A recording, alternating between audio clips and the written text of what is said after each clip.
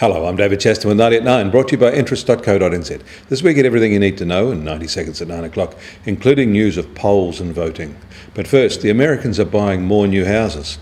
In April, they bought them at an annual rate of 433,000, up 6.4% from the March rate of 407,000.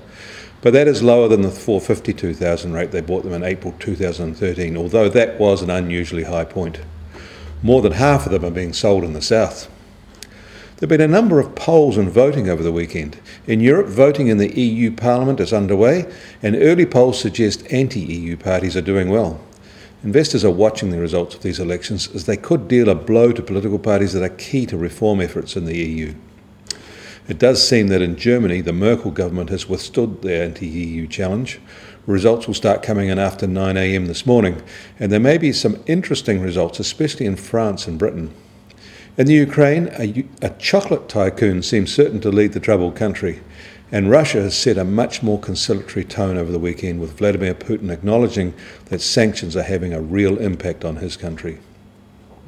There are opinion polls out over the weekend in New Zealand as well, and somewhat surprisingly, they all pointed to similar trends.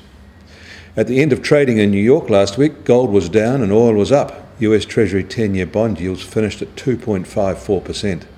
The US is now on its Memorial Day long weekend holiday, the start of summer and their traditional driving season.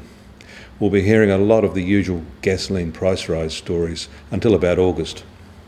On the exchange rate, we start the week with the New Zealand dollar marginally lower at 85.4 US cents, 92.7 Aussie cents, and the TWI is now at 79.8. I'm David Chaston. That was 90 at 9, brought to you by interest.co.nz.